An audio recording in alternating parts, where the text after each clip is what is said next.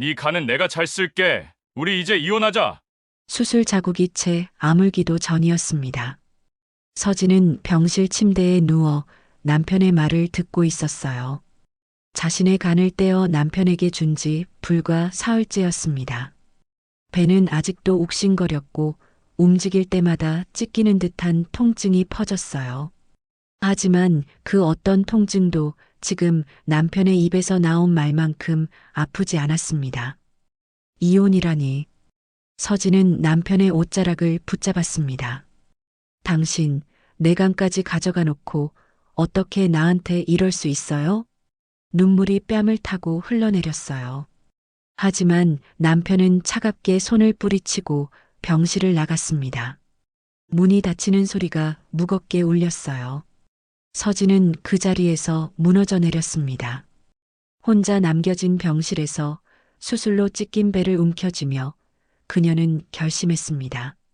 나를 버린 이들이 내 피값을 치르게 할 거라고. 이제 진짜 복수가 시작됩니다. 사연 시작 전 좋아요와 구독 버튼을 누르시면 여러분에게 큰 행운이 찾아갈 거예요. 그럼 사연 시작합니다. 병실 안은 소독약 냄새가 가득했습니다. 창문 너머로 들어오는 오후의 햇살마저 차갑게 느껴졌어요. 서진은 침대 위에 누워 천장을 멍하니 바라보고 있었습니다. 배에 남은 수술 자국이 욱신거렸어요.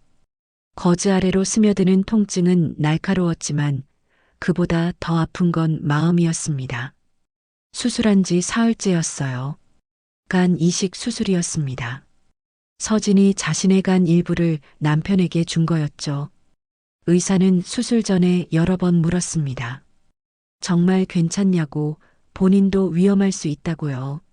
하지만 서진은 주저하지 않았어요. 남편이 살 수 있다면 자신의 몸 한 조각쯤은 기꺼이 내줄 수 있었습니다. 그런데 지금 서진은 혼자였어요.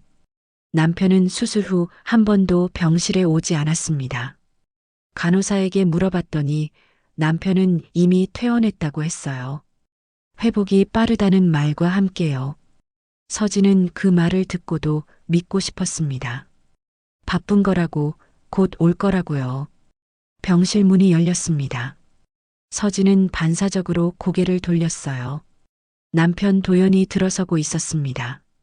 서진의 얼굴에 희미한 미소가 번졌어요. 그를 보는 것만으로도 안심이 됐습니다. 하지만 그 미소는 오래가지 못했어요. 도연의 얼굴은 차가웠습니다. 평소처럼 부드러운 표정이 아니었어요. 입술은 굳게 다물어져 있었고 눈빛에는 어떤 감정도 담겨 있지 않았습니다. 그는 침대 옆 의자에 앉지도 않은 채 서 있었어요. 마치 오래 머물 생각이 없다는 듯이요. 당신 괜찮아요? 많이 아팠죠? 서진이 먼저 물었습니다. 목소리는 가늘게 떨렸어요. 도연은 대답하지 않았습니다. 그저 서진을 내려다볼 뿐이었어요.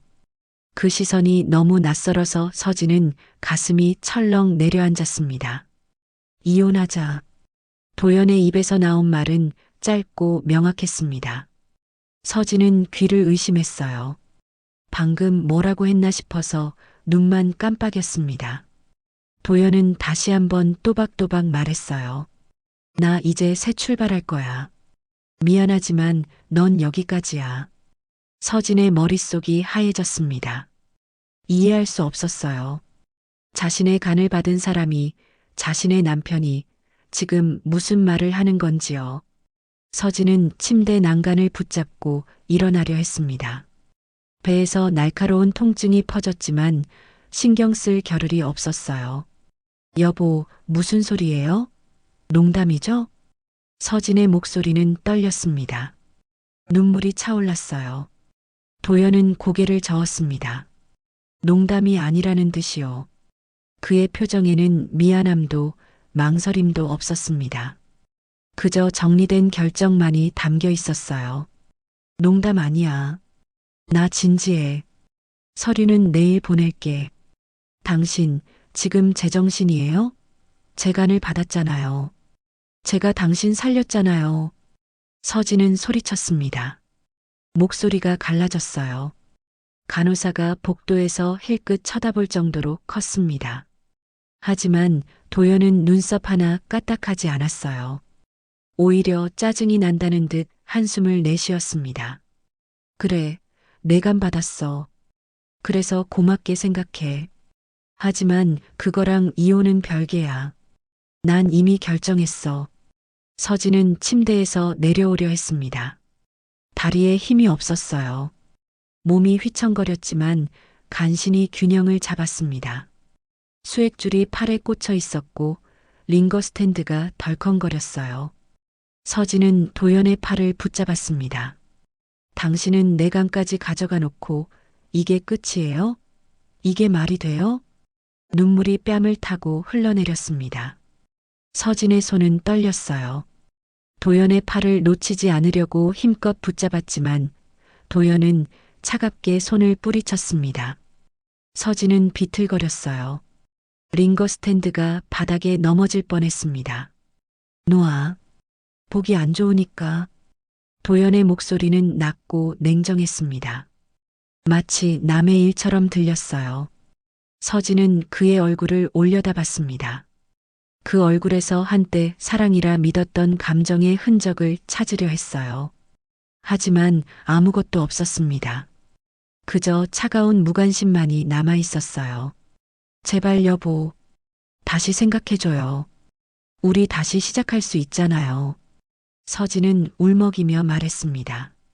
도연은 고개를 저었어요. 그리고는 병실 문 쪽으로 몸을 돌렸습니다. 서진은 그의 옷자락을 붙잡으려 했지만 손은 허공을 휘저었어요. 도연은 뒤도 돌아보지 않고 문을 열었습니다. 변호사 통해서 연락할게. 그리고 서진아. 도연이 문 앞에서 멈춰 섰습니다. 고개는 돌리지 않은 채 말했어요. 집도 정리해야 할 거야. 미리 알아둬. 그 말을 끝으로 도연은 병실을 나갔습니다. 문이 닫히는 소리가 묵직하게 울렸어요. 서진은 그 자리에 서서 문을 멍하니 바라봤습니다. 다리가 풀려서 주저앉았어요. 바닥은 차갑고 딱딱했습니다. 눈물이 멈추지 않았습니다. 서진은 손으로 얼굴을 감쌌어요. 흐느끼는 소리가 병실을 가득 채웠습니다. 배의 통증보다 수술 후유증보다 지금 이 순간이 더 아팠어요. 마치 심장이 찢어지는 것 같았습니다. 얼마나 울었을까요? 서진은 천천히 고개를 들었습니다. 눈물로 얼룩진 얼굴로 창밖을 바라봤어요. 하늘은 여전히 맑았습니다. 세상은 아무 일 없다는 듯 돌아가고 있었어요. 하지만 서진의 세상은 방금 무너졌습니다. 서진은 떨리는 손으로 배를 감쌌습니다. 거즈 아래 수술 자국이 느껴졌어요. 이 상처는 남편을 살리기 위해 생긴 것이었습니다. 사랑한다고 믿었던 사람을 위해 기꺼이 받아들인 고통이었어요. 그런데 그 사람은 이제 자신을 버렸습니다. 서진의 눈빛이 변했습니다. 눈물은 여전히 흘렀지만 그 안에 다른 감정이 스며들었어요. 분노였습니다. 배신감이었습니다. 그리고 무엇보다 결심이었어요. 서진은 천천히 일어났습니다. 다리는 여전히 떨렸지만 이제 주저앉지 않았어요. 링거 스탠드를 붙잡고 침대로 돌아갔습니다.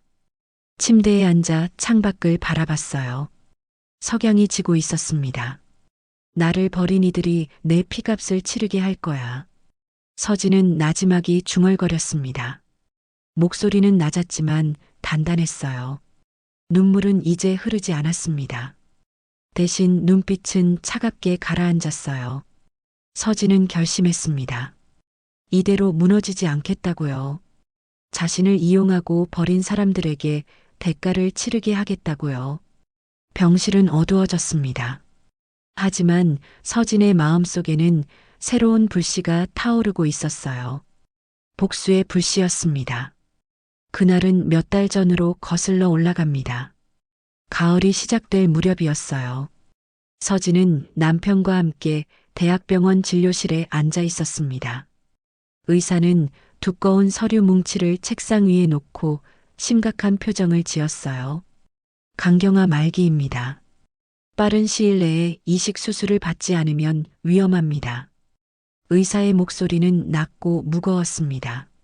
서진은 옆에 앉은 남편을 바라봤어요. 도연의 얼굴은 창백했습니다. 입술이 파르르 떨렸어요. 평소 자신감 넘치던 그 모습은 온데간데 없었습니다. 서진은 본능적으로 남편의 손을 꽉 잡았어요. 진료실을 나온 뒤 두 사람은 말없이 복도를 걸었습니다. 도연은 벽에 기대어 섰어요. 손으로 얼굴을 감싸며 깊은 한숨을 내쉬었습니다. 서진은 그런 남편을 보며 가슴이 먹먹했어요. 무언가 해줘야 한다는 생각뿐이었습니다. 그날 밤 집으로 돌아온 서진은 잠을 이룰 수 없었어요. 침대에 누워 천장을 바라봤습니다. 옆에서는 남편이 뒤척이는 소리가 들렸어요. 평소라면 금방 잠들던 사람이었는데 오늘은 달랐습니다. 서진은 조심스럽게 몸을 돌려 남편의 등을 바라봤어요.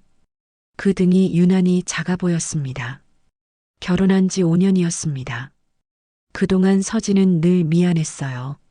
아이를 가질 수 없는 몸이었거든요. 결혼 2년째부터 시어머니의 눈치가 시작됐습니다. 명절 때마다 친척들의 질문이 쏟아졌어요. 언제 아이 가질 거냐고, 왜 아직도 둘이냐고요.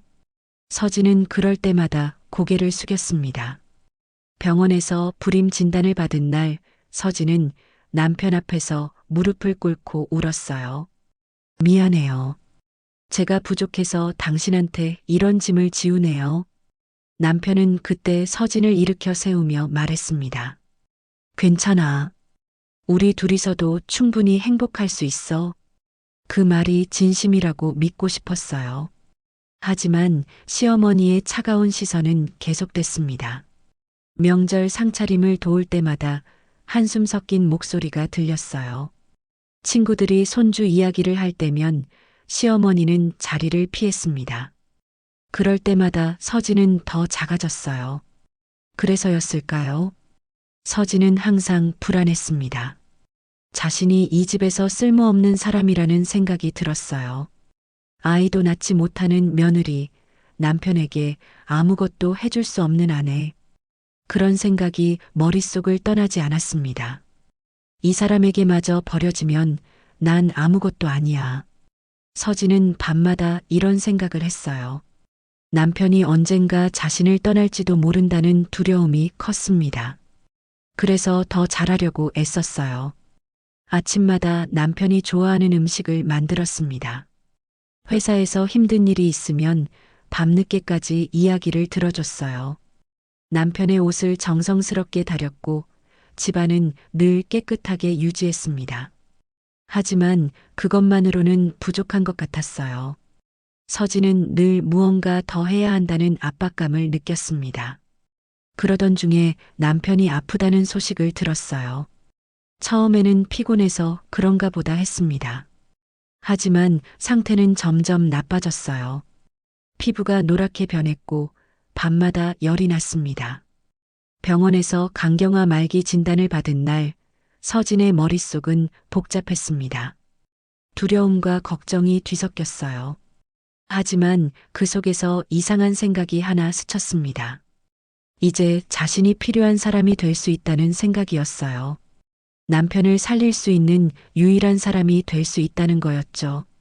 다음 날 서진은 혼자 병원을 찾았습니다.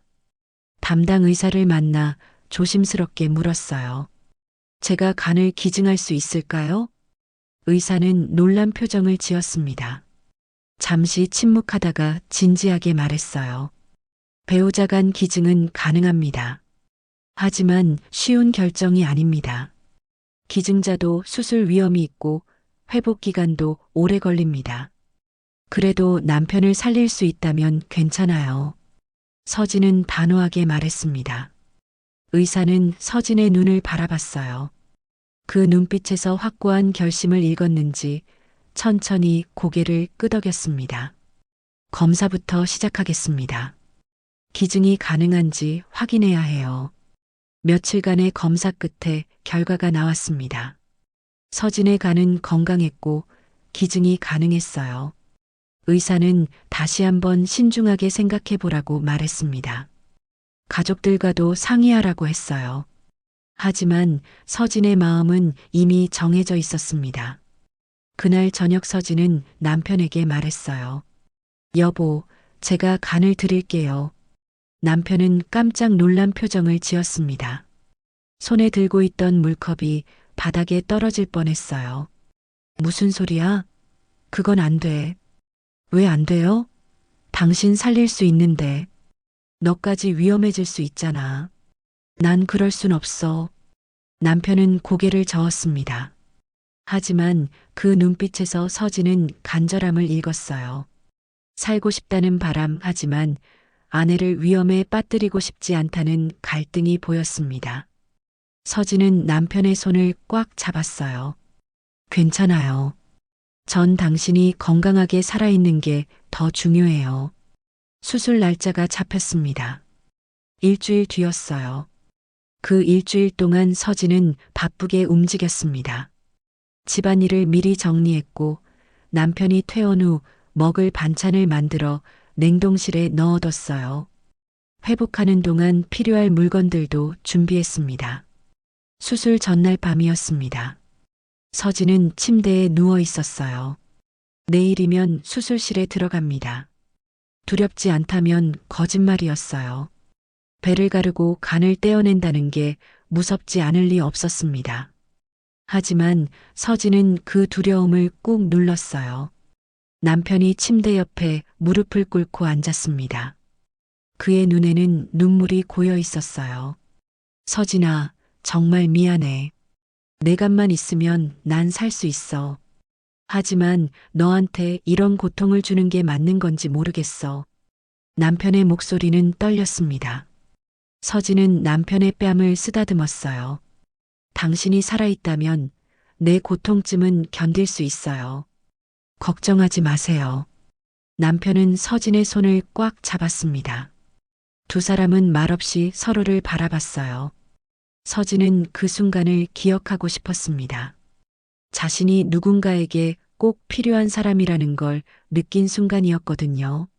수술실로 들어가는 순간 서진은 마지막으로 남편을 봤습니다.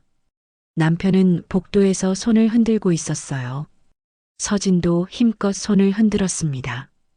그리고 눈을 감았어요. 마취가 시작됐고 의식이 흐려졌습니다. 마지막 생각은 이거였어요. 이제 남편은 자신을 떠나지 않을 거라는 생각. 자신의 간으로 살아가는 남편은 절대 자신을 버리지 않을 거라는 믿음. 그 믿음을 안고 서진은 깊은 잠에 빠져들었습니다. 퇴원 날짜가 잡혔습니다.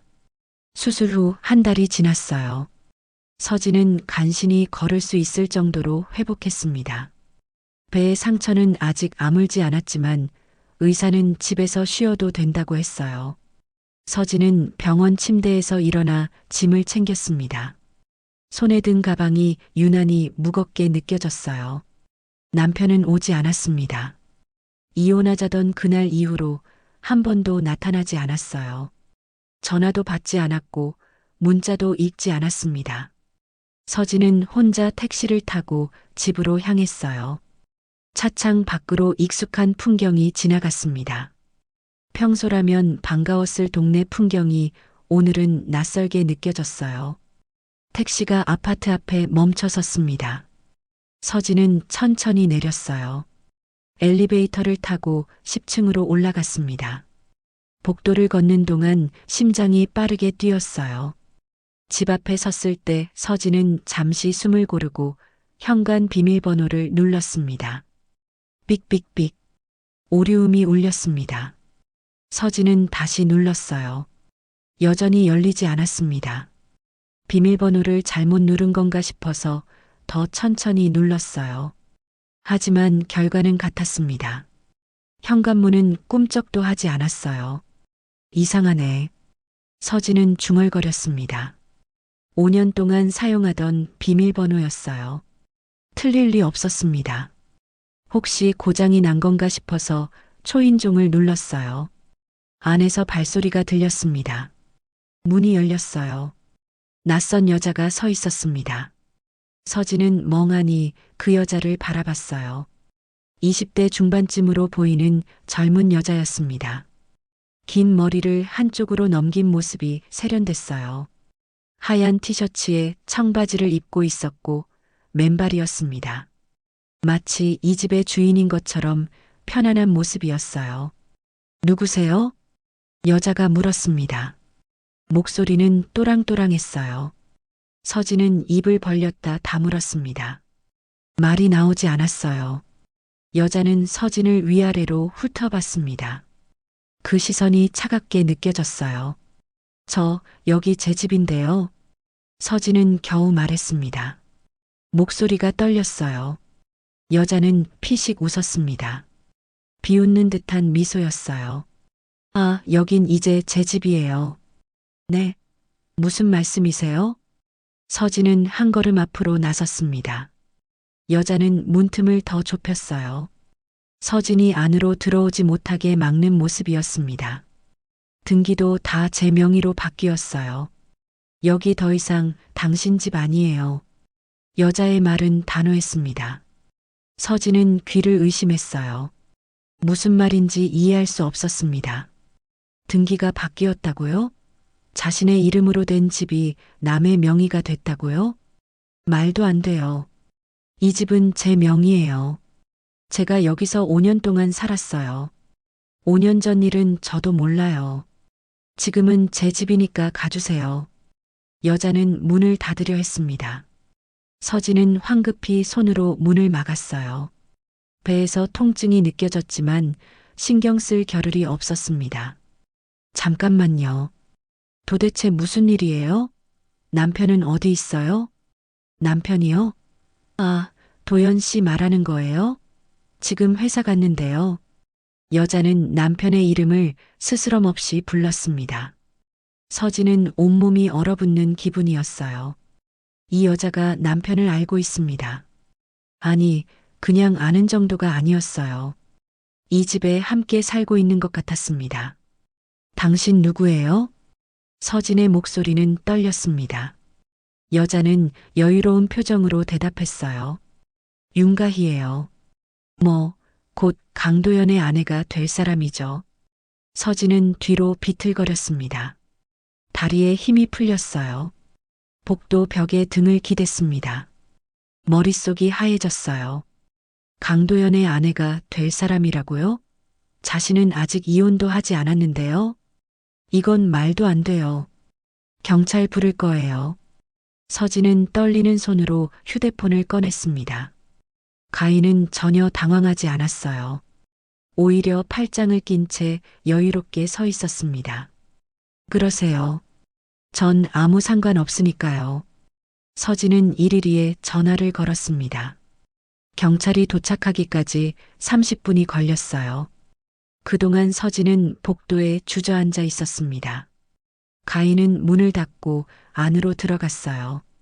서진은 혼자 남겨졌습니다. 경찰이 왔습니다.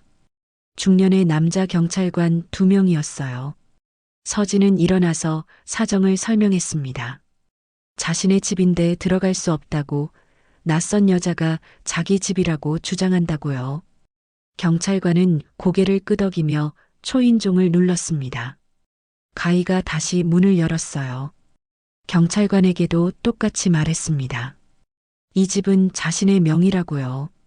경찰관은 등기부등본을 확인하자고 했습니다. 가희는 태블릿을 가져왔어요. 화면에는 등기부등본이 떠 있었습니다. 소유자 이름은 윤가희였습니다. 서진은 믿을 수 없었어요. 화면을 다시 봤습니다. 여전히 윤가희라는 이름이 박혀 있었어요. 등기일자는 한 달 전이었습니다. 서진이 수술을 받던 바로 그 시기였어요. 이건 말이 안 돼요. 제가 어떻게 등기를 넘겨줘요? 전 병원에 있었어요. 서진은 경찰관에게 말했습니다. 경찰관은 난처한 표정을 지었어요. 그건 저희가 판단할 문제가 아닙니다. 일단 등기상으로는 이 집이 이분 명의예요. 민사 문제니까 변호사와 상담하시는 게 좋겠습니다. 경찰은 그렇게 말하고 돌아갔습니다. 서진은 복도에 혼자 남았어요. 가인은 문을 닫았습니다. 딸깍하는 소리가 크게 들렸어요. 서진은 그 자리에 주저앉았습니다. 손에 든 가방이 바닥에 떨어졌어요. 안에 있던 물건들이 쏟아졌습니다. 서진은 그것들을 보며 울음을 터뜨렸어요. 집이 사라졌습니다. 5년 동안 살던 보금자리가 남의 것이 됐어요. 어떻게 이런 일이 가능한 건지 이해할 수 없었습니다. 서진은 떨리는 손으로 은행 앱을 열었어요. 통장을 확인했습니다. 잔액이 없었습니다. 10억 원이 있던 계좌가 텅 비어 있었어요. 서진의 손에서 휴대폰이 떨어졌습니다. 화면이 깨지는 소리가 났어요. 하지만 서진은 신경 쓰지 못했습니다. 모든 게 무너지는 기분이었어요. 서진은 비틀거리며 일어났습니다. 엘리베이터를 탔어요. 로비로 내려와 밖으로 나갔습니다. 비가 내리기 시작했어요. 차가운 빗방울이 얼굴에 떨어졌습니다. 서진은 우산도 없이 걸었어요. 골목길을 걸으며 서진은 절규했습니다. 내 간도, 내 돈도, 내 인생도 다 가져갔네. 목소리는 비에 섞여 흩어졌습니다. 아무도 듣지 못했어요. 서진은 계속 걸었습니다. 어디로 가야 할지 몰랐어요. 갈 곳이 없었습니다. 몸은 점점 젖어갔고 추위가 뼛속까지 파고들었어요. 하지만 서진은 멈추지 않았습니다. 한 걸음 한 걸음 나아갔어요. 비에 젖은 얼굴로 앞을 바라봤습니다. 눈빛은 차갑게 가라앉아 있었어요. 하지만 끝은 내가 정해. 서진은 나지막이 중얼거렸습니다. 그 목소리에는 결연함이 담겨 있었어요. 무너졌지만 완전히 부서지지는 않았습니다. 서진은 다시 일어설 거예요. 그리고 빼앗긴 모든 것을 되찾을 겁니다. 서진은 친구 집에서 하룻밤을 보냈습니다. 대학 동창인 미경이 흔쾌히 자리를 내줬어요. 하지만 서진은 잠을 이룰 수 없었습니다. 천장을 바라보며 밤을 지새웠어요. 머릿속은 복잡했습니다. 윤가희라는 이름이 계속 맴돌았어요. 다음 날 아침 서진은 노트북을 켰습니다. 미경이 출근하고 난 뒤 혼자 남은 거실에 앉아 있었어요. 손가락이 떨렸습니다. 검색창에 윤가희라는 이름을 입력했어요. 엔터를 누르는 순간 심장이 쿵쾅거렸습니다. 검색 결과가 떴습니다. 첫 번째는 유라바이오 홈페이지였어요. 회사 소개 페이지에 가희의 사진이 크게 박혀 있었습니다. 대표이사 윤가희, 바이오 기업을 운영하는 젊은 사업가로 소개되어 있었어요. 언론 인터뷰 기사도 여러 개 보였습니다. 30대 초반에 성공한 여성 CEO라는 내용이었어요. 서진은 화면을 내렸습니다. 더 많은 기사를 찾았어요. 대부분 가희를 칭찬하는 내용이었습니다. 혁신적인 기업가, 미래가 촉망되는 인물, 투자자들의 관심을 받는 회사, 화려한 수식어들이 가득했어요. 정말 대단한 사람이네. 서진은 쓴웃음을 지었습니다. 자신의 집을 빼앗은 여자가 세상에서는 성공한 사업가로 알려져 있었어요. 뭔가 석연치 않았습니다. 서진은 더 깊이 검색하기로 했어요. 키워드를 바꿔가며 찾았습니다. 윤가의 과거, 윤가의 이력, 윤가의 전과. 별다른 정보가 나오지 않았어요. 대부분 최근 몇 년간의 성공 스토리뿐이었습니다. 서진은 포기하지 않았어요. 더 구체적으로 검색했습니다. 그때 오래된 기사 하나가 눈에 띄었습니다. 10년 전 기사였어요. 제목은 대형 투자 사기 사건이었습니다. 서진은 기사를 클릭했어요. 손이 떨렸습니다. 기사를 읽는 동안 서진의 얼굴은 굳어갔습니다. 한혜진이라는 이름의 여자가 수십억 원대 투자 사기를 쳤다는 내용이었어요. 바이오 기업에 투자하면 큰 수익을 보장한다며 돈을 모았습니다. 하지만 실제로는 회사도 없었고 모든 게 거짓이었어요. 피해자만 100여 명이 넘었습니다. 서진은 기사에 첨부된 사진을 봤습니다. 법정에 서 있는 여자의 모습이었어요. 화질은 좋지 않았지만 얼굴은 알아볼 수 있었습니다. 윤가희였어요. 아니, 그때는 한혜진이라는 이름을 쓰고 있었습니다. 정과자였어. 서진은 중얼거렸습니다. 손이 떨렸어요. 더 많은 기사를 찾았습니다. 한혜진은 사기죄로 5년형을 선고받았어요. 3년 복역 후 출소했다는 기록도 있었습니다. 그 후의 기록은 끊겼어요. 서진은 다시 검색했습니다. 한혜진 개명, 한혜진 출소 후 개명 신고 관련 기사가 하나 나왔어요. 공개된 정보는 아니었지만 법원 게시판에 올라온 내용이었습니다. 한혜진이 출소 후 윤가희로 개명했다는 기록이었어요. 그래서 윤가희가 된 거구나. 서진은 모든 퍼즐이 맞춰지는 느낌이었습니다. 출소 후 이름을 바꾸고 다시 사업을 시작했어요. 과거를 지우고 새로운 사람으로 살아가기 시작한 겁니다. 그리고 또다시 사기를 치고 있었어요. 서진은 유라바이오에 대해 더 조사했습니다. 회사 설립 시기는 7년 전이었어요. 가희가 출소한 직후였습니다. 초기 투자금은 어디서 나온 걸까요? 서진은 투자자 명단을 찾으려 했지만 쉽지 않았어요. 며칠 동안 서진은 집중해서 조사했습니다. 미경의 집 거실에서 노트북 앞에 앉아 시간 가는 줄 몰랐어요. 손가락은 키보드 위를 쉴 새 없이 움직였습니다. 눈은 빨개졌고 어깨는 뻐근했어요. 하지만 멈출 수 없었습니다. 그러던 어느 날 결정적인 정보를 찾았습니다. 최근 유라바이오가 또 다른 투자 사기 혐의로 조사받고 있다는 소식이었어요. 아직 언론에 크게 보도되지 않은 내용이었습니다. 작은 경제신문 한 귀퉁이에 짧게 실린 기사였어요. 기사 내용은 이랬습니다. 유라바이오가 신약 개발에 성공했다며 투자금을 모았지만 실제로는 연구 실적이 거의 없다는 거예요. 투자자들이 의혹을 제기하며 금융감독원에 신고했다는 내용이었습니다. 서진은 기사를 프린트했습니다. 손에 쥔 종이가 떨렸어요. 이게 바로 증거였습니다. 가인은 과거에도 사기꾼이었고 지금도 똑같은 짓을 하고 있었어요.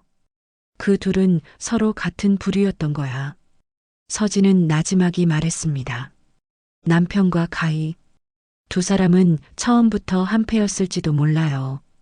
서진을 이용해 돈을 빼앗고 집을 가로채고 모든 걸 손에 넣었습니다. 계획적이었어요. 서진은 자리에서 일어났습니다. 창밖을 바라봤어요. 하늘은 맑았습니다. 하지만 서진의 마음은 무거웠어요. 동시에 뭔가 단단해지는 느낌도 들었습니다. 이제 증거를 모았어. 진실을 밝힐 거야. 서진은 결심했습니다.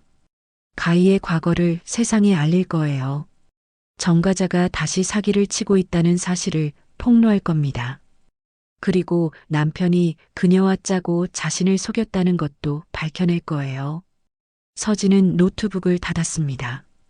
프린트한 기사들을 파일에 정리했어요. 이제 할 일이 명확했습니다. 변호사를 만나야 했어요. 법적으로 싸울 준비를 해야 했습니다. 미경이 퇴근해서 돌아왔습니다. 서진의 표정을 보더니 물었어요. 뭐 찾았어? 응. 중요한 거 찾았어. 서진은 파일을 들어 보였습니다. 미경은 궁금한 표정으로 다가왔어요. 서진은 천천히 설명했습니다. 가희가 정과자라는 것, 과거에 사기를 쳤다는 것, 지금도 똑같은 일을 하고 있다는 것. 미경은 충격받은 표정이었습니다. 진짜? 그럼 완전 범죄자잖아. 맞아. 그리고 내 남편은 이런 여자랑 손을 잡은 거야. 서진의 목소리는 차갑게 가라앉았습니다. 미경은 서진의 어깨를 두드렸어요. 이제 어떻게 할 거야? 법적으로 싸울 거야. 빼앗긴 거 다시 찾아올 거고 저 사람들이 한 짓을 세상에 알릴 거야. 서진의 눈빛은 단호했습니다. 미경은 고개를 끄덕였어요. 내가 도울게. 뭐든 말해. 고마워. 근데 이제 나 혼자 해야 할 일이야. 너한테 패 끼칠 순 없어. 무슨 소리야? 친구 좀 도와주는 게 패야? 그냥 편하게 있어.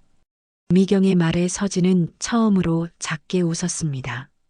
그 웃음에는 감사함이 담겨 있었어요. 하지만 동시에 결연함도 느껴졌습니다. 서진은 이제 물러서지 않을 거예요. 그날 밤 서진은 침대에 누워 생각했습니다. 앞으로 갈 길이 멀었어요. 법정에서 싸워야 하고 증거를 더 모아야 하고 진실을 밝혀야 했습니다. 쉽지 않을 거예요. 하지만 서진은 준비되어 있었습니다. 창밖의 달을 바라보며 서진은 중얼거렸습니다. 기다려. 곧 너희가 한 짓의 대가를 치르게 해줄게.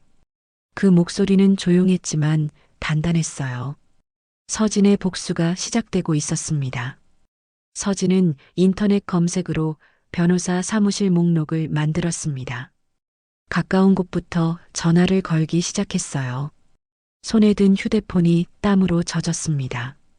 첫 번째 전화를 받은 변호사는 사건 내용을 듣더니 난색을 표했어요. 이건 입증이 어려울 것 같은데요. 등기 이전이 이미 완료됐다면 법적으로 복잡합니다. 두 번째 변호사도 비슷한 반응이었습니다.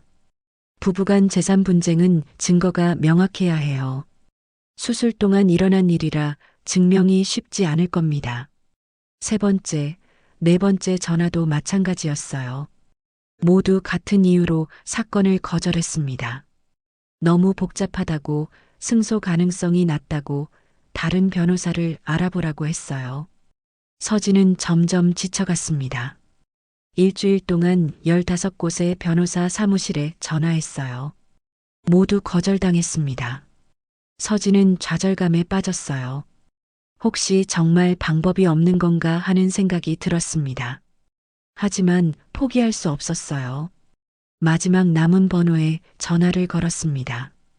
주소를 보니 오래된 상가 건물 2층에 있는 작은 사무실이었어요. 다른 곳들처럼 화려한 홈페이지도 없었습니다. 그저 전화번호와 주소만 적혀 있었어요. 전화를 받는 사람은 없었습니다. 벨소리만 길게 울렸어요. 서진은 한숨을 쉬며 전화를 끊으려는 순간 목소리가 들렸습니다. 여보세요. 조상민 법률사무소입니다. 목소리는 중년 남자의 것이었어요. 약간 쉰 듯했지만 또렷했습니다. 서진은 다시 한번 자신의 사정을 설명했어요.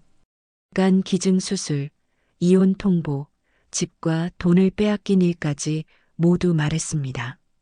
전화 너머로 침묵이 흘렀어요. 서진은 또 거절당할 거라 생각했습니다. 하지만 남자는 다르게 말했어요. 직접 만나서 이야기하시죠. 내일 오전 10시에 오실 수 있으세요? 네, 갈 수 있어요. 서진은 놀라서 대답했습니다. 처음으로 만나자고 한 변호사였어요. 작은 희망이 생겼습니다.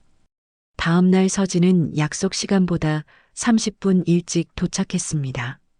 건물은 낡았어요. 외벽 페인트는 벗겨져 있었고 계단은 삐걱거렸습니다. 2층으로 올라가니 복도 끝에 작은 간판이 보였어요. 조상민 법률사무소. 글씨는 발에 있었습니다. 문을 열고 들어갔습니다. 사무실은 작았어요. 책장 하나와 책상 하나, 의자 몇 개가 전부였습니다. 책장에는 법률 서적들이 빼곡히 꽂혀 있었어요. 먼지가 쌓인 것들도 보였습니다. 책상 뒤에 남자가 앉아 있었습니다. 40대 중반쯤으로 보였어요. 회색 양복을 입고 있었는데 조금 낡아 보였습니다. 안경을 쓴 얼굴은 피곤해 보였지만 눈빛은 날카로웠어요. 앉으세요. 조상민은 손짓했습니다. 서진은 의자에 앉았어요. 조상민은 노트와 펜을 꺼냈습니다. 오래된 볼펜이었어요. 처음부터 다시 말씀해 주세요. 자세하게요. 서진은 천천히 이야기했습니다. 남편의 간경화 진단부터 간 기증 결심, 수술, 그리고 배신까지. 조상민은 말없이 들었어요. 가끔 중요한 부분에서 메모했습니다. 남편 이름이 뭐죠? 강도연이에요. 조상민의 펜이 멈췄습니다. 그는 고개를 들어 서진을 바라봤어요. 얼굴이 굳어졌습니다. 뭔가 알아본 표정이었어요. 강도연이요? 네. 왜요? 아세요? 조상민은 잠시 침묵했습니다. 입술을 꽉 깨물었어요. 손이 떨리는 게 보였습니다. 그는 천천히 숨을 내쉬고 말했어요. 압니다. 잘 알죠. 목소리에는 묘한 감정이 담겨 있었습니다. 서진은 조심스럽게 물었어요. 어떻게 아세요? 조상민은 안경을 벗었습니다. 눈을 감고 미간을 주무르더니 다시 눈을 떴어요. 그 눈에는 오래된 분노가 담겨 있었습니다. 제 동생을 망가뜨린 사람입니다. 서진은 숨이 멎는 것 같았어요. 조상민은 천천히 이야기를 시작했습니다. 10년 전 일이었어요. 조상민의 동생은 작은 사업을 하고 있었습니다. 그때 강도연이 투자 제안을 했어요. 수익률이 좋다며 돈을 맡기라고 했습니다. 동생은 믿었어요. 평생 모은 돈을 모두 투자했습니다. 집까지 담보로 잡혔어요. 하지만 강도연은 그 돈을 가지고 사라졌습니다. 연락이 끊겼어요. 동생은 모든 걸 잃었습니다. 그 후 동생은 우울증에 걸렸어요. 결국 스스로 목숨을 끊었습니다. 조상민의 목소리는 낮게 가라앉았습니다. 주먹을 쥐었어요. 손등에 핏줄이 불끈 솟아올랐습니다. 서진은 할 말을 잃었어요. 죄송해요. 제가 몰랐어요. 당신 잘못이 아니에요. 그 사람이 문제죠. 조상민은 다시 안경을 썼습니다. 서진을 똑바로 바라봤어요. 저도 그 사람을 찾으려고 했어요. 고소도 했고 변호사도 고용했습니다. 하지만 증거가 부족했어요. 결국 아무것도 할 수 없었습니다. 그래서 변호사가 되신 거예요? 네. 법을 배워서 직접 싸우고 싶었어요.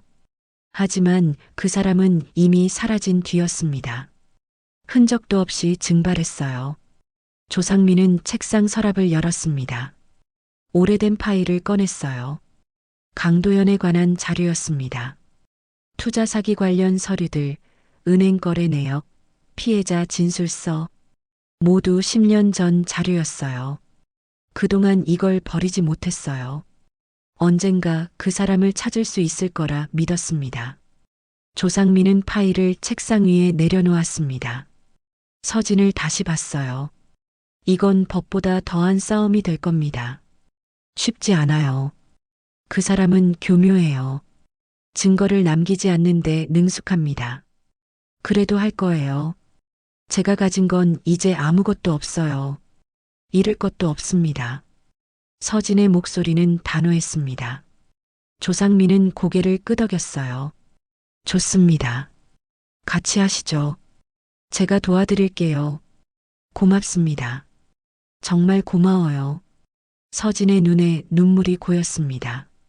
처음으로 자신의 편이 생긴 기분이었어요. 조상민은 작게 웃었습니다. 고마워하긴 이르죠. 일단 증거를 모아야 해요.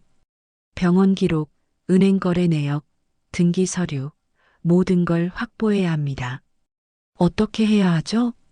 하나씩 차근차근 할 겁니다. 제가 도와드릴게요. 조상민은 새 노트를 펼쳤습니다. 계획을 세우기 시작했어요. 서진은 그 모습을 보며 희망을 느꼈습니다. 혼자가 아니었어요. 이제 함께 싸울 사람이 생겼습니다. 2시간 동안 두 사람은 이야기를 나눴습니다. 조상민은 필요한 서류 목록을 작성했어요. 서진은 기억나는 모든 걸 말했습니다. 수술 날짜, 은행 방문 기록, 집 등기 변경 시기까지 세세하게 말했어요. 상담이 끝날 무렵 조상민이 말했습니다. 한 가지 확실히 해두죠. 제 변호사 비용은 비싸지 않아요. 이건 제 개인적인 일이기도 하니까요. 아니에요. 정당한 비용 받으셔야죠. 나중에 이기면 그때 주세요. 지금은 필요 없어요. 조상민의 말에 서진은 고개를 숙였습니다. 감사의 마음이 북받쳐 올랐어요. 사무실을 나서며 서진은 뒤를 돌아봤습니다. 낡은 간판이 보였어요. 조상민 법률사무소. 초라해 보이던 그 간판이 이제는 든든하게 느껴졌습니다. 거리로 나온 서진은 깊게 숨을 들이마셨어요. 공기가 상쾌하게 느껴졌습니다. 이제 시작이에요. 긴 싸움이 될 거예요. 하지만 서진은 준비되어 있었습니다. 더 이상 혼자가 아니었으니까요. 조상민은 다음 날 아침 일찍 서진에게 전화했습니다. 목소리에 긴장감이 담겨 있었어요. 병원부터 가봐야 해요. 수술 기록이 중요합니다. 서진은 곧바로 병원으로 향했습니다. 조상민도 함께 갔어요. 두 사람은 원무과 앞에 섰습니다. 서진은 심장이 빠르게 뛰는 걸 느꼈어요. 원무과 직원에게 수술 기록 사본을 요청했습니다. 직원은 신분증을 확인하고 컴퓨터를 두드렸어요. 잠시 후 프린트된 서류를 건넸습니다. 조상민은 서류를 꼼꼼히 읽었습니다. 손가락으로 한 줄 한 줄 짚어가며 확인했어요. 수술 날짜, 수술 시간, 동의서 작성 시각. 모든 게 기록되어 있었습니다. 수술 동의서요. 이걸 언제 썼죠? 수술 당일 아침이었어요. 마취하기 직전이었죠. 조상민은 고개를 끄덕였습니다. 서류에 적힌 시각을 손가락으로 짚었어요. 오전 8시 30분. 마취 시작 시각이 9시니까 30분 전이네요. 네, 그때 간호사분이 와서 서명하라고 했어요. 간호사 이름 기억하세요? 서진은 기억을 더듬었습니다. 젊은 여자 간호사였어요. 친절했던 기억이 났습니다. 정확하진 않지만 김 간호사님이라고 불렀던 것 같아요. 조상민은 메모했습니다. 두 사람은 간호부로 향했어요. 간호부장을 만나 김 씨 성을 가진 간호사 명단을 요청했습니다. 그날 수술실 담당 간호사를 찾고 있습니다. 간호부장은 기록을 확인했어요. 얼마 후 한 명의 이름을 알려줬습니다. 김지은 간호사였어요. 현재도 이 병원에서 근무하고 있었습니다. 조상민은 김지은 간호사와의 면담을 요청했습니다. 다행히 그날은 낮 근무였어요. 점심시간에 만날 수 있었습니다. 카페테리아에서 세 사람이 마주 앉았습니다. 김지은은 20대 후반의 차분한 인상이었어요. 조상민은 정중하게 질문했습니다. 이 환자 기억하세요? 서진의 사진과 수술 기록을 보여줬어요. 김지은은 잠시 생각하더니 고개를 끄덕였습니다. 기억나요. 간 기증 수술이었죠. 남편분한테 주는 거였어요. 수술 동의서는 언제 받았죠? 마취 직전이었어요. 환자분이 수술복 입고 침대에 누워 계실 때요. 그때 환자 상태가 어땠나요? 김지은은 잠시 망설였습니다. 뭔가 떠오른 듯한 표정이었어요. 사실 좀 이상했어요. 환자분이 많이 불안해하셨거든요. 떨고 계셨어요. 그래서 제가 괜찮다고 안심시켰죠. 혹시 다른 서류도 서명 받으셨나요? 수술 동의서 하나만 받았어요. 그게 전부였습니다. 조상민은 중요한 정보라는 듯 메모했습니다. 서진은 김지은을 바라봤어요. 감사해요. 증언해 주셔서요. 도움이 됐으면 좋겠어요. 면담을 마치고 두 사람은 병원을 나왔습니다. 조상민은 만족스러운 표정이었어요. 좋아요. 간호사 증언 확보했습니다. 수술 당일 아침에만 서류에 서명했다는 거죠. 다른 건 없었다는 겁니다. 그게 왜 중요해요? 집 등기 이전 서류에도 당신 서명이 있을 겁니다. 그런데 당신은 병원에 있었어요. 언제 그 서류에 서명했겠어요? 서진은 이해했습니다. 누군가 자신의 서명을 위조했거나 아니면 의식이 없을 때 서명을 받았을 거예요. 이제 은행으로 가봐야 해요. 두 사람은 서진이 거래하던 은행 지점으로 갔습니다. 창구 직원에게 거래 내역 출력을 요청했어요. 조상민은 변호사 신분증을 보여주며 법적 절차임을 설명했습니다. 출력된 거래 내역을 보는 순간 서진의 얼굴이 굳었습니다. 수술 일주일 전인 날짜에 10억 원이 빠져나갔어요. 송금 내역에는 윤가희의 회사 계좌가 적혀 있었습니다. 이거 제가 보낸 게 아니에요. 전 병원에 있었어요. 입원 기록 있죠? 수술 열흘 전부터 입원해 있었어요. 검사 때문에요. 조상민은 고개를 끄덕이며 은행 직원에게 물었습니다. 이 송금은 어떻게 이루어진 건가요? 본인이 직접 왔나요? 직원은 기록을 확인했어요. 잠시 후 대답했습니다. 대리인이 왔네요. 위임장과 인감증명서를 가지고 왔습니다. 대리인이 누구죠? 강도현 씨로 기록되어 있습니다. 서진은 숨이 막혔습니다. 남편이 자신의 이름으로 돈을 빼낸 거예요. 위임장을 위조했거나 아니면 자신이 모르는 사이에 서명을 받아낸 겁니다. 조상민은 냉정하게 물었습니다. CCTV 기록 남아있나요? 한 달 전 거라 확인해 봐야 할 것 같습니다. 잠시만 기다려 주세요. 직원이 자리를 비웠어요. 서진과 조상민은 침묵 속에 기다렸습니다. 10분쯤 지났을까요? 직원이 돌아왔습니다. CCTV는 한 달까지만 보관됩니다. 그 기록은 이미 삭제됐네요. 조상민의 표정이 굳었습니다. 하지만 포기하지 않았어요. 그날 근무했던 직원 찾을 수 있나요? 한 분은 퇴사하셨고 한 분은 지금 있습니다. 불러드릴까요? 네, 부탁드려요. 잠시 후 중년 여직원이 나왔습니다. 조상민이 날짜와 거래 내용을 말했어요. 여직원은 기억을 더듬었습니다. 아, 그날이요. 기억나요. 남자분이 오셨는데 위임장 가지고 오셨어요. 어떤 분이었죠? 30대 중반쯤 양복 입고 계셨어요. 인상이 좀 차가웠던 기억이 나네요. 혹시 이 사람인가요? 조상민은 남편 사진을 보여줬습니다. 서진이 휴대폰에서 찾아준 거였어요.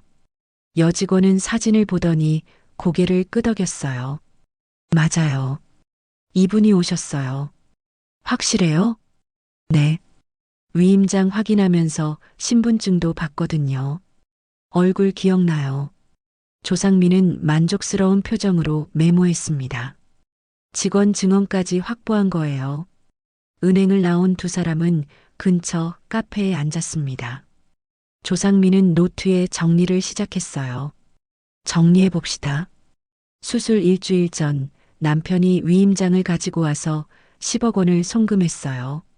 송금처는 윤가희의 회사. 당신은 그때 병원에 입원 중이었고요. 맞아요. 수술 당일에는 수술 동의서만 썼어요. 다른 서류는 없었죠. 그런데 집 등기는 바뀌었어요. 제가 언제 등기 서류에 서명했는지 모르겠어요. 아마 마취된 상태에서 했을 겁니다. 아니면 위조했거나요. 조상민은 펜을 두드렸습니다. 생각에 잠긴 표이었어요. 이제 회계사를 만나야 해요. 돈의 흐름을 정확히 추적해야 합니다. 회계사요? 네. 제가 아는 분이 있어요. 금융범죄 전문가죠. 도움 받을 수 있을 겁니다. 이틀 후 세 사람은 다시 만났습니다. 회계사 이름은 박진수였어요. 50대 초반에 꼼꼼해 보이는 인상이었습니다. 박진수는 거래 내역을 분석했어요. 엑셀 파일을 열어 숫자를 정리하기 시작했습니다. 1시간 정도 지났을까요? 그가 화면을 돌려 보여줬어요. 여기 보세요. 10억 원이 윤가희 회사로 갔어요. 그런데 이틀 후 그 돈이 다른 계좌로 또 이동했습니다. 어디로요? 페이퍼 컴퍼니예요. 서류상으로만 존재하는 회사. 실체가 없어요. 그럼 그 돈은 어디로 간 거예요? 추적이 어렵게 만든 겁니다. 하지만 끝까지 따라가면 결국 강도연이나 윤가의 개인 계좌로 돌아올 가능성이 높아요. 조상민은 만족스럽게 고개를 끄덕였습니다. 좋아요. 이제 증거가 모였습니다. 병원 기록, 은행 직원 증언, 돈의 흐름까지 퍼즐이 맞춰지고 있어요. 서진은 처음으로 희망을 느꼈습니다. 증거가 하나씩 쌓여가고 있었어요. 진실이 드러나고 있었습니다. 조상민은 사무실에서 서진을 마주보고 앉았습니다. 책상 위에는 지금까지 모은 증거들이 놓여 있었어요. 하지만 뭔가 부족했습니다. 시어머니한테서 증언을 받아야 해요. 조상민의 말에 서진은 눈을 크게 떴습니다. 시어머니요? 그분이 말해줄 리 없어요. 직접 물으면 안 되죠. 자연스럽게 말을 끌어내야 해요. 어떻게요? 조상민은 책상에 기대며 설명했습니다. 시어머니가 자주 가는 곳을 파악하고 그곳에서 우연히 마주친 것처럼 접근하라는 거였어요. 그리고 감정적으로 흔들어서 본심을 끌어내는 겁니다. 녹음기를 준비하세요. 대화 내용을 모두 녹음해야 해요. 서진은 불안했습니다. 시어머니는 차갑고 날카로운 사람이었어요. 5년 동안 좋은 말 한마디 들어본 적 없었습니다. 하지만 이번만큼은 해내야 했어요. 며칠 동안 서진은 시어머니를 미행했습니다. 아파트에서 나오는 모습을 멀찍이 따라갔어요. 시어머니는 매주 화요일 오후 2시에 고급 스파에 갔습니다. 단골인 것 같았어요. 서진은 그 스파 회원권을 끊었습니다. 마지막 남은 돈을 써야 했어요. 하지만 필요한 투자였습니다. 다음 화요일 오후 1시 50분, 서진은 스파에 도착했습니다. 하얀 가운을 입고 휴게실에 앉아 있었어요. 손에는 작은 녹음기가 쥐어져 있었습니다. 주머니에 넣어두었지만 손은 계속 그걸 만졌어요. 2시 정각, 시어머니가 들어왔습니다. 명숙이라는 이름의 60대 초반 여자였어요. 단정하게 빗어넘긴 머리와 고급스러운 옷차림. 표정은 여전히 차갑고 도도했습니다. 서진은 고개를 숙였습니다. 시어머니가 자신을 알아보지 못하게요. 하지만 명숙은 서진을 발견했어요. 잠깐 멈칫하더니 눈을 가늘게 떴습니다. 서진이? 서진은 천천히 고개를 들었습니다. 놀란 척 연기했어요. 어머님? 명숙은 콧방귀를 뀌었습니다. 서진 옆을 지나쳐 가려고 했어요. 서진은 재빨리 일어나 앞을 막았습니다. 어머님, 잠깐만요. 비켜. 할 말 없어. 명숙의 목소리는 싸늘했습니다. 서진은 가슴이 뛰었지만 물러서지 않았어요. 제발이요. 잠깐만 이야기해요. 뭘 이야기해? 이혼 서류에 서명이나 해. 전 아무것도 모르겠어요. 제가 뭘 잘못했어요? 서진의 목소리가 떨렸습니다. 일부러 약하게 보이려고 했어요. 눈물이 그렁그렁 맺혔습니다. 명숙은 서진을 내려다봤어요. 연기 그만해. 뻔히 보여. 하지만 명숙은 자리에 앉았습니다. 팔짱을 낀 채 서진을 노려봤어요. 서진도 맞은편에 앉았습니다. 손은 주머니 속 녹음기 버튼을 눌렀어요. 어머님, 전 정말 이해가 안 가요. 제가 남편 살렸잖아요. 재간을 줬어요. 그런데 왜 이렇게 되는 거예요? 집도 빼앗기고 돈도 없어지고. 명숙은 피식 웃었습니다. 비웃는 듯한 웃음이었어요. 서진아, 너도 알잖니. 뭐요? 간은 내가 준 거고 도연 인생은 이제 새로 시작한 거야. 서진은 숨을 죽였습니다. 녹음기가 제대로 작동하고 있을까요? 명숙은 계속 말했어요. 넌 5년 동안 아이 하나 못 낳았어. 우리 집안에 무슨 도움이 됐어? 어머님, 그건 제 잘못이 아니에요. 잘못이든 아니든 결과는 똑같아. 아이 없는 며느리 필요 없어. 명숙의 말은 날카로웠습니다.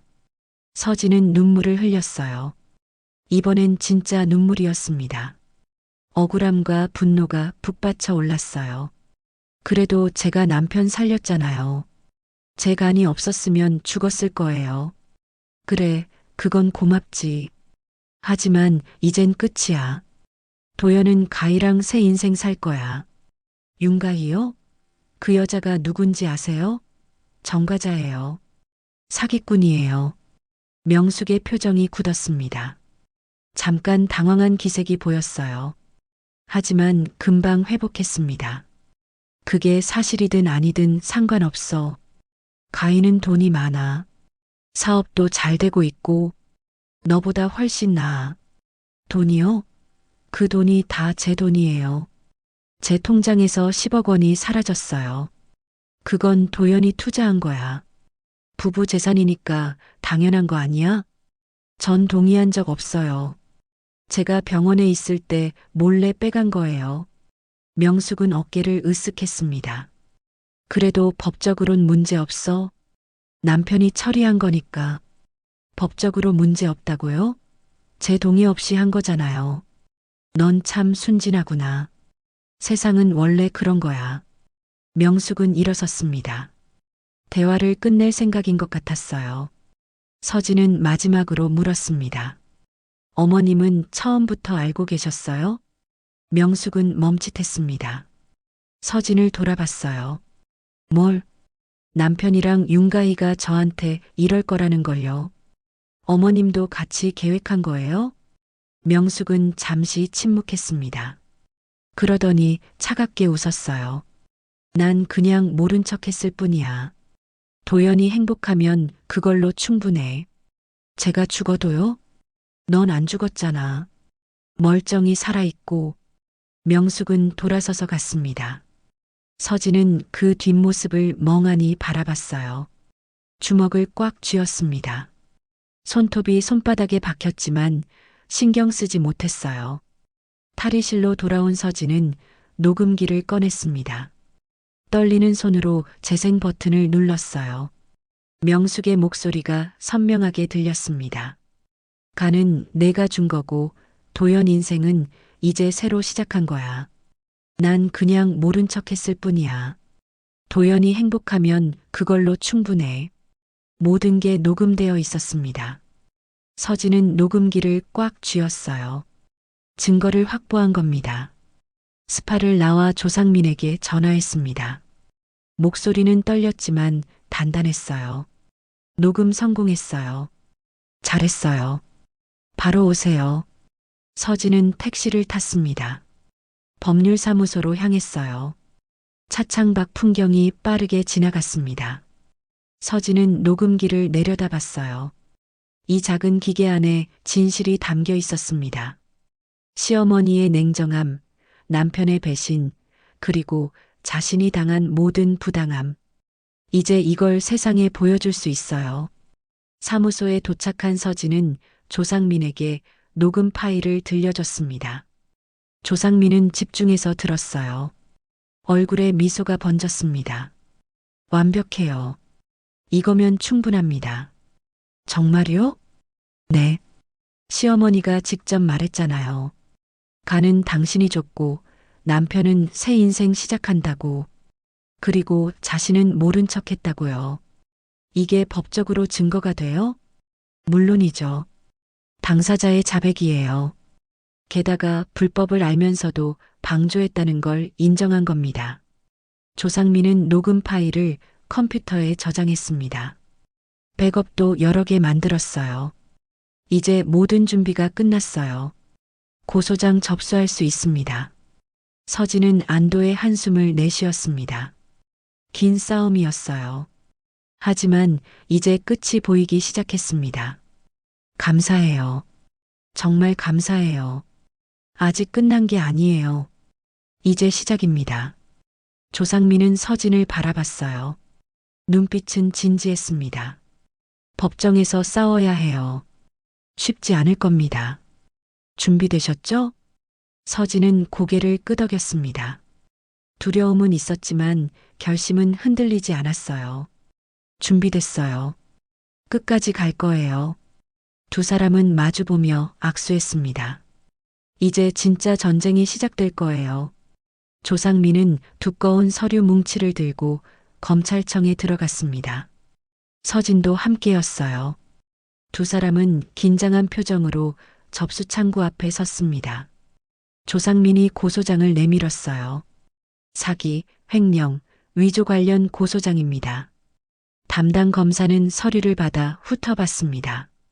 두꺼운 증거 자료를 보더니 고개를 끄덕였어요. 자료가 많네요. 일단 접수하겠습니다. 고소장이 접수됐습니다.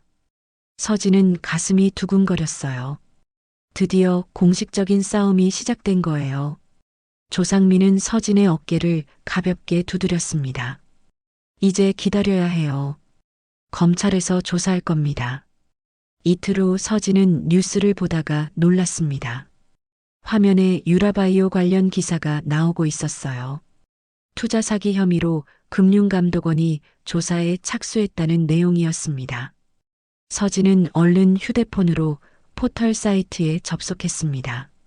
실시간 검색어에 윤가희라는 이름이 올라와 있었어요. 클릭해보니 기사가 쏟아지고 있었습니다. 유라바이오 대표 윤가희, 투자금 수십억 원 횡령 의혹, 바이오 기업 유라바이오, 신약 개발 거짓으로 밝혀져. 윤가희, 과거 투자 사기 전과 재조명. 기사 댓글에는 분노의 목소리가 가득했어요. 피해자들의 증언도 올라오고 있었습니다. 가희를 믿고 투자했다가 돈을 잃은 사람들이었어요. 서진은 손이 떨렸습니다. 가희의 범죄가 드러나고 있었어요. 세상이 진실을 알아가고 있었습니다. 조상민에게 전화를 걸었어요. 뉴스 보셨어요? 네. 잘 됐어요. 언론이 움직이면 수사도 빨라집니다. 이제 어떻게 되는 거예요? 곧 가희가 소환될 겁니다. 그리고 강도현도요. 다음 날 아침 더 큰 뉴스가 터졌습니다. 윤가희의 과거 이름이 한혜진이었다는 사실이 밝혀진 거예요.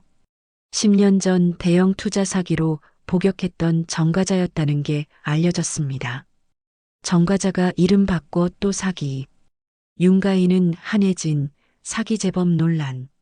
기사는 폭발적으로 늘어났습니다. 방송 뉴스에서도 다뤘어요. 가희의 얼굴이 화면 가득 나왔습니다. 기자들이 유라바이오 사무실 앞에 몰려들었어요. 서진은 텔레비전 앞에 앉아 뉴스를 봤습니다. 유라바이오 건물 입구가 비쳤어요. 기자들이 우르르 몰려 있었습니다. 그때 가희가 나타났어요. 선글라스를 낀 가희는 고개를 숙인 채 걸었습니다. 기자들이 마이크를 들이댔어요. 투자 사기 혐의 어떻게 생각하십니까? 과거 전과에 대해 해명해 주시죠. 피해자들에게 할 말 있으십니까? 가희는 대답하지 않았습니다. 차에 올라타려는 순간 한 기자가 소리쳤어요. 강도현 씨와의 관계는 뭡니까? 가희의 몸이 굳었습니다. 잠깐 멈칫하더니 재빨리 차에 올랐어요. 차가 출발했습니다. 서진은 그 모습을 보며 쓴웃음을 지었어요. 일주일 후 검찰 소환장이 날아왔습니다. 강도현과 윤가희 둘 다 피의자 신분으로 조사받게 됐어요. 서진도 참고인으로 출석하라는 통지를 받았습니다. 조사 당일 서진은 조상민과 함께 검찰청에 갔습니다. 복도에서 남편을 마주쳤어요. 한 달 만에 보는 얼굴이었습니다. 남편은 여위어 있었어요. 양복은 구겨져 있었고 얼굴은 창백했습니다. 서진을 보더니 시선을 피했어요. 서진은 그를 똑바로 바라봤습니다. 오래간만이네요. 서진의 목소리는 차갑게 가라앉았습니다. 남편은 대답하지 못했어요. 입술만 파르르 떨렸습니다. 조상민이 옆에서 말했어요. 가시죠. 우리 차례입니다. 서진은 조사실로 들어갔습니다. 검사 앞에 앉아 모든 걸 진술했어요. 간 기증 수술, 배신, 재산 횡령. 하나하나 자세히 말했습니다. 남편이 제 동의 없이 10억 원을 인출했어요. 전 병원에 입원 중이었습니다. 증거가 있나요? 네. 은행 거래 내역과 직원 증언, 그리고 시어머니의 녹음 파일이 있습니다. 검사는 제출된 증거를 검토했습니다. 은행 거래 내역, 병원 기록, 녹음 파일까지 모두 확인했어요. 고개를 끄덕이며 메모했습니다. 충분히 입증 가능해 보입니다. 계속 조사하겠습니다. 조사가 끝나고 나온 서진은 복도에서 다시 남편을 봤습니다. 그는 벤치에 앉아 고개를 숙이고 있었어요. 변호사와 이야기하는 모습이었습니다. 서진이 지나가자 남편이 고개를 들었어요. 두 사람의 시선이 마주쳤습니다. 남편의 눈에는 두려움이 가득했어요. 서진은 그냥 지나쳤습니다. 며칠 후 더 큰 뉴스가 터졌습니다. 가희가 유라바이오 자금 50억 원을 횡령한 사실이 밝혀진 거예요. 회사 돈을 개인 계좌로 빼돌렸다는 겁니다. 검찰은 가희의 출국 금지 조치를 내렸습니다. 하지만 가희는 이미 도피를 준비하고 있었어요. 인천공항에서 체포됐다는 뉴스가 나왔습니다. 텔레비전 화면에 가희가 나왔어요. 수갑을 찬 채 고개를 숙이고 있었습니다. 기자들의 질문이 쏟아졌지만 아무 대답도 하지 않았어요. 서진은 그 모습을 보며 복잡한 감정을 느꼈습니다. 통쾌함과 동시에 씁쓸함도 있었어요. 가희도 결국 무너진 겁니다. 같은 날 강도연의 회사도 조사 대상이 됐습니다. 횡령된 돈이 남편의 회사로 흘러들어갔다는 의혹이 제기됐어요. 회계장부가 압수수색 당했습니다. 뉴스는 연일 이 사건을 다뤘어요. 강도현과 윤가희의 관계, 돈의 흐름, 피해자들의 증언, 모든 게 드러나고 있었습니다. 서진은 매일 뉴스를 확인했습니다. 진실이 밝혀지는 과정을 지켜봤어요. 힘들었던 시간들이 보상받는 기분이었습니다. 한 달 후 기소장이 접수됐습니다. 강도현과 윤가희 모두 사기, 횡령, 위조 혐의로 기소됐어요. 재판이 시작될 거예요. 조상민이 전화했습니다. 재판 날짜 잡혔어요. 다음 달 10일입니다. 드디어 법정에 서는 거네요. 네. 준비 잘하세요. 증인으로 출석해야 합니다. 서진은 달력에 날짜를 표시했습니다. 손이 떨렸지만 마음은 단단했어요. 법정에서 모든 진실을 말할 거예요. 그날 밤 서진은 창밖을 바라봤습니다. 별이 반짝이고 있었어요. 긴 싸움이었습니다. 아직 끝나지 않았지만 이제 결말이 보이기 시작했어요. 휴대폰에 문자가 왔습니다. 명숙이었어요. 서진아, 미안하다. 내가 잘못했어. 서진은 문자를 읽고 휴대폰을 내려놨습니다. 답장하지 않았어요. 이제 시어머니의 사과도 필요 없었습니다. 법이 판단할 거예요. 서진은 침대에 누웠습니다. 눈을 감았어요. 내일 아침이면 또 새로운 하루가 시작될 겁니다. 재판을 준비하고 증언을 연습하고 진실을 말할 준비를 해야 해요. 하지만 오늘 밤만큼은 쉬고 싶었습니다. 지친 몸과 마음을 달래고 싶었어요. 서진은 천천히 잠에 빠져들었습니다. 꿈속에서도 내일을 준비하면서요. 재판 일주일 전이었습니다. 서진은 조상민의 사무실에서 증언 준비를 하고 있었어요. 법정에서 할 말을 연습하고 예상 질문에 대한 답변을 정리했습니다. 그때 휴대폰이 울렸어요. 모르는 번호였습니다. 서진은 잠시 망설이다 받았어요. 여보세요? 서진 씨? 낯선 여자의 목소리였습니다. 또랑또랑했지만 급한 느낌이 들었어요. 네, 그런데 누구세요? 저 서울대병원 간호사예요. 강도연 씨 보호자 연락처가 이것밖에 없어서요. 서진의 가슴이 철렁했습니다. 병원이라고요? 무슨 일이에요? 환자분이 응급실에 계세요. 간 거부 반응이 심해서 위급한 상태입니다. 빨리 오시는 게 좋을 것 같아요. 전화가 끊겼습니다. 서진은 멍하니 휴대폰을 내려다봤어요. 조상민이 물었습니다. 무슨 일이에요? 남편이 병원에 있대요. 간 거부 반응이래요. 가보실 거예요? 서진은 잠시 고민했습니다. 가야 할까요? 자신을 배신한 사람인데요. 하지만 한때는 사랑한 사람이었어요. 서진은 천천히 고개를 끄덕였습니다. 가봐야 할 것 같아요. 병원에 도착한 서진은 중환자실 앞에 섰습니다.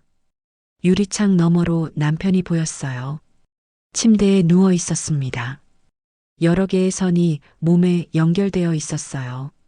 얼굴은 누렇게 뜨고 눈은 감겨 있었습니다. 의사가 나왔습니다. 중년의 남자 의사였어요. 표정이 심각했습니다. 보호자분이세요? 아직은요. 곧 이혼할 사이지만요. 환자 상태가 좋지 않습니다. 이식받은 간이 제 기능을 못하고 있어요. 거부 반응이 심각합니다. 치료는요? 면역 억제제를 투여하고 있지만 반응이 없습니다. 재이식이 필요할 수도 있어요. 서진은 숨이 막혔습니다. 재이식이라고요? 자신의 간을 받고도 또다시 간이 필요하다는 거예요? 다른 방법은 없나요? 현재로선 기증자를 찾아야 합니다. 가족 중에 기증 가능한 분이 있으면 검사를 해봐야 해요. 의사는 그렇게 말하고 갔습니다. 서진은 유리창 앞에 서서 남편을 바라봤어요. 창백한 얼굴, 가쁜 숨소리. 저 사람은 한때 자신의 전부였어요. 1시간쯤 지났을까요? 남편이 깨어났습니다. 눈을 뜨더니 천장을 멍하니 바라봤어요. 서진은 중환자실 문을 열고 들어갔습니다. 남편이 고개를 돌렸어요. 서진을 보더니 눈이 커졌습니다. 서진아? 목소리는 약했습니다. 겨우 들릴 정도였어요. 서진은 침대 옆에 섰습니다. 아무 말도 하지 않았어요. 그저 내려다볼 뿐이었습니다. 왜 왔어? 병원에서 전화했어요. 보호자 연락처가 저밖에 없다고요. 그래. 남편은 눈을 감았습니다. 숨을 고르는 것 같았어요. 얼마 후 다시 눈을 떴습니다. 미안해. 뭐가요? 모든 게 내가 잘못했어. 서진은 차갑게 웃었습니다. 지금 사과한다고 달라지는 거 있어요? 없겠지. 하지만 말하고 싶었어. 침묵이 흘렀습니다. 남편의 숨소리만 들렸어요. 가쁘고 불규칙했습니다. 간이 안 좋다고 들었어요. 응. 거부 반응이래. 재이식해야 한대. 기증자는요? 없어. 엄마도 나이가 있고 가인은 연락도 안 돼. 남편은 쓴웃음을 지었습니다. 눈물이 눈가에 고였어요. 서진아. 네. 제발 나 좀 살려줘. 서진은 귀를 의심했습니다. 남편이 지금 뭐라고 한 거죠? 뭐라고요? 내 간이 아니면 안 돼. 제발 부탁이야. 남편은 떨리는 손으로 서진의 손을 잡으려 했어요. 서진은 손을 뒤로 뺐습니다. 제 간이 아니면 안 된다고요? 제가 한 번 줬잖아요. 알아. 그때 고마웠어. 근데 이번엔 정말 죽을 것 같아. 당신은 그 간으로 살면서 저한테 뭘 했어요? 서진의 목소리가 높아졌습니다. 감정이 북받쳐 올랐어요. 제 집을 빼앗고 제 돈을 가져가고 저를 버렸잖아요. 그러고도 다시 살려달라고요? 미안해. 정말 미안해. 내가 미쳤었어. 남편이 울기 시작했습니다. 눈물이 뺨을 타고 흘러내렸어요. 몸을 떨며 흐느꼈습니다. 가희한테 속았어. 그 여자가 돈 벌게 해준다고 했어. 새로운 인생 살 수 있다고 했어. 난 너무 겁이 났어. 죽을까봐. 그래서 저를 이용한 거예요? 그때는 이성이 없었어. 살고 싶다는 생각밖에 안 났어. 서진은 눈물을 참았습니다. 화가 났지만 동시에 슬펐어요. 이 사람이 한때는 자신이 사랑한 사람이었다는 게 믿기지 않았습니다. 당신은 재간으로 살았지만 제 마음은 이미 죽었어요. 서진의 목소리는 낮고 단단했습니다. 남편은 고개를 저었어요. 서진아, 제발. 한 번만 더 기회를 줘. 내가 잘못했어. 다 돌려줄게. 이미 늦었어요. 법정에서 봐요. 서진은 돌아섰습니다. 남편이 뒤에서 소리쳤어요. 서진아, 제발. 제발. 하지만 서진은 멈추지 않았습니다. 중환자실 문을 열고 나왔어요. 복도를 걸으며 눈물을 닦았습니다. 가슴이 아팠지만 후회는 없었어요. 복도 끝에 명숙이 서 있었습니다. 시어머니였어요. 서진을 보더니 다가왔습니다. 서진아, 무슨 일이세요? 도연이 살려줘. 내가 아니면 안 돼. 명숙의 목소리는 떨렸습니다. 오만하던 모습은 온데간데 없었어요. 눈은 빨갛게 충혈되어 있었습니다. 전 이미 한 번 줬어요. 더 이상은 줄 수 없어요. 제발이야. 그 애가 죽으면 난 어떻게 살아? 명숙이 서진의 손을 잡았습니다. 차가운 손이었어요. 떨리고 있었습니다. 어머님, 손 놓으세요. 서진아, 내가 잘못했어. 미안해. 그러니까 제발 도연이만은. 서진은 손을 뿌리쳤습니다. 명숙이 비틀거렸어요. 벽에 기댔습니다. 어머님이 그러셨잖아요. 간은 제가 준 거고 남편 인생은 새로 시작한 거라고요. 명숙의 얼굴이 굳었습니다.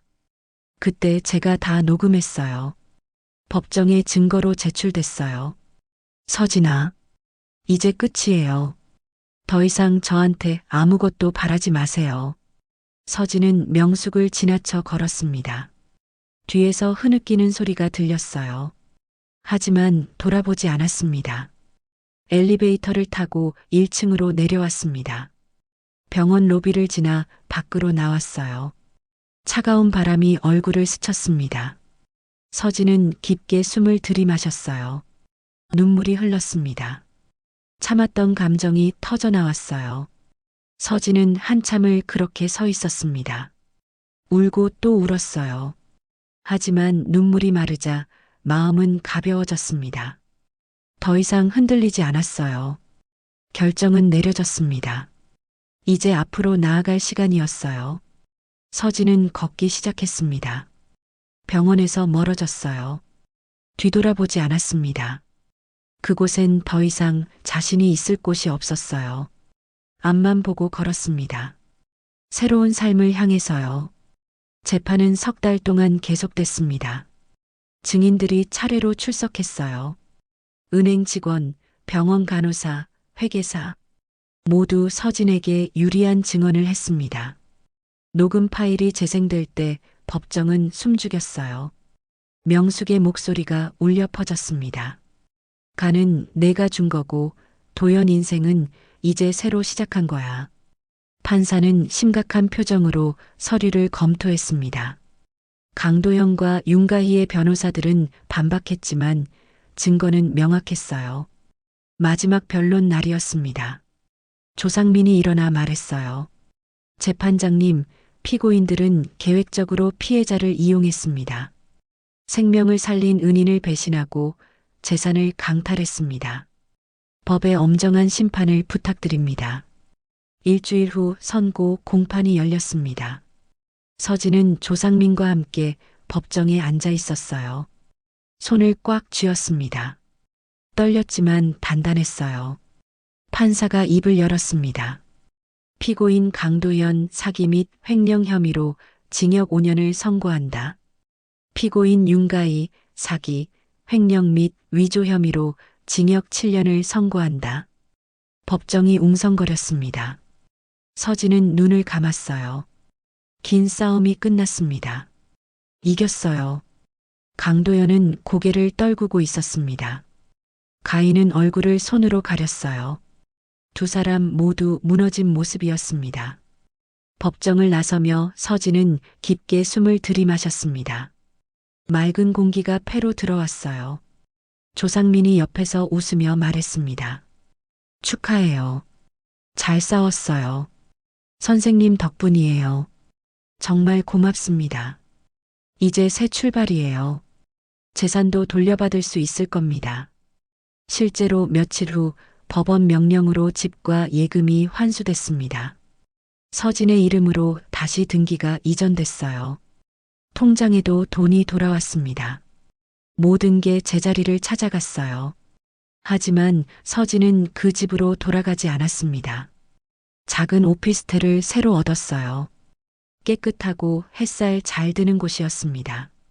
새로 시작하고 싶었어요. 6개월 후 서진은 재단 설립 서류를 들고 있었습니다. 새희망 재단. 간 기증과 장기 이식 환자를 돕는 비영리 단체였어요. 집을 팔아 만든 기금으로 시작했습니다. 재단 사무실은 작았습니다. 하지만 따뜻했어요. 벽에는 환자들의 사연이 붙어 있었습니다. 간 이식을 기다리는 사람들, 기증을 고민하는 가족들. 서진은 그들을 도왔어요. 어느 날 오후 젊은 여자가 찾아왔습니다. 20대 후반쯤 됐어요. 얼굴은 창백했고 눈은 불안해 보였습니다. 저 상담하러 왔어요. 앉으세요. 편하게 말씀하세요. 여자는 천천히 이야기를 꺼냈습니다. 남편이 강경화 진단을 받았다고요. 자신이 간을 기증하려는데 두렵다고 했어요. 만약 제가 수술하고 나서 남편이 저를 떠나면 어떡하죠? 서진은 여자의 손을 잡았습니다. 그런 일이 없을 거예요. 하지만 만약 그렇다 해도 당신은 살아남을 수 있어요. 어떻게 알아요? 제가 그랬으니까요. 서진은 자신의 이야기를 했습니다.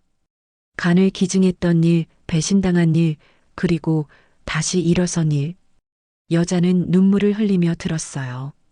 그런 일을 겪고도 이렇게 다른 사람을 도우세요? 제가 당한 고통이 누군가에게 도움이 된다면 의미가 있는 거죠. 여자는 고개를 끄덕였습니다. 표정이 조금 밝아졌어요. 용기가 나요. 감사합니다. 여자가 돌아간 후 서진은 창밖을 바라봤습니다. 해가 지고 있었어요. 노을이 아름다웠습니다. 조상민이 사무실에 들어왔습니다. 손에 커피 2잔을 들고 있었어요. 바쁘죠? 괜찮아요. 보람 있어요. 잘 지내는 것 같아 다행이에요. 선생님은 어떠세요? 저도 잘 지내요. 의뢰인들이 늘어서 바빠졌어요. 두 사람은 커피를 마시며 이야기를 나눴습니다. 일상적인 대화였지만 편안했어요. 서로를 지지하는 사이가 됐습니다. 동생도 이제 편히 쉴 수 있을 것 같아요. 조상민의 말에 서진은 고개를 끄덕였습니다. 네. 정의가 실현됐으니까요. 얼마 후 서진은 가희에 대한 소식을 들었습니다. 해외 도피를 시도하다 공항에서 체포됐다고요. 결국 7년형을 선고받고 수감됐습니다. 출소 후에도 사업은 금지됐어요. 명숙은 병원에 있었습니다. 아들이 수감되고 며느리도 떠나자 무너졌어요. 우울증 진단을 받았습니다. 서진은 그 소식을 듣고도 찾아가지 않았어요. 용서는 했지만 다시 만날 필요는 없었습니다. 강도연은 교도소에서 편지를 보냈습니다. 미안하다는 내용이었어요. 다시 만나고 싶다고, 출소하면 용서를 구하고 싶다고 썼습니다. 서진은 편지를 읽고 서랍에 넣었어요. 답장은 하지 않았습니다. 1년이 지났습니다. 재단은 안정적으로 운영됐어요. 여러 명의 환자를 도왔고 성공적인 이식 사례도 생겼습니다. 서진의 이야기는 언론에 소개됐어요. 간을 빼앗긴 여자가 다른 이들을 돕는다는 내용이었습니다. 어느 봄날 오후 서진은 재단 간판 앞에 섰습니다. 새희망 재단. 햇살이 간판을 비추고 있었어요. 따뜻하고 밝았습니다. 사무실 문이 열리고 상담자가 들어왔습니다. 서진은 미소 지으며 맞이했어요. 어서 오세요. 목소리는 차분하고 단단했습니다. 과거의 아픔은 이제 힘이 되었어요. 서진은 더 이상 피해자가 아니었습니다. 생존자였고 조력자였어요. 저녁이 되어 사무실을 정리했습니다. 컴퓨터를 끄고 불을 껐어요. 문을 잠그며 서진은 하늘을 올려다봤습니다. 별이 반짝이고 있었어요. 이제 난 나로 살아갈 거예요. 서진은 나지막이 중얼거렸습니다. 그리고 걷기 시작했어요. 발걸음은 가벼웠습니다. 앞으로 나아갔어요. 자신의 삶을 자신의 방식으로. 간을 빼앗겼던 여자는 결국 자신의 인생을 되찾았습니다. 아니, 더 나은 인생을 만들었어요. 과거는 상처로 남았지만 그 상처는 다른 이들을 치유하는 힘이 됐습니다. 서진의 이야기는 끝났습니다. 하지만 그녀의 삶은 계속됐어요. 매일 아침 일어나 재단으로 향하고 누군가를 돕고 희망을 나눴습니다. 그것이 서진이 선택한 새로운 삶이었어요. 밤하늘의 별처럼 서진은 어둠 속에서도 빛났습니다. 그리고 그 빛은 다른 이들에게도 희망이 됐어요. 간을 빼앗긴 여자의 복수는 이렇게 완성됐습니다. 파괴가 아닌 창조로, 증오가 아닌 사랑으로. 사연 재밌게 들으셨나요? 좋아요와 구독 버튼을 누르시면 최신 사연을 가장 먼저 만나보실 수 있습니다. 그럼 오늘도 평온한 하루 보내세요. 감사합니다.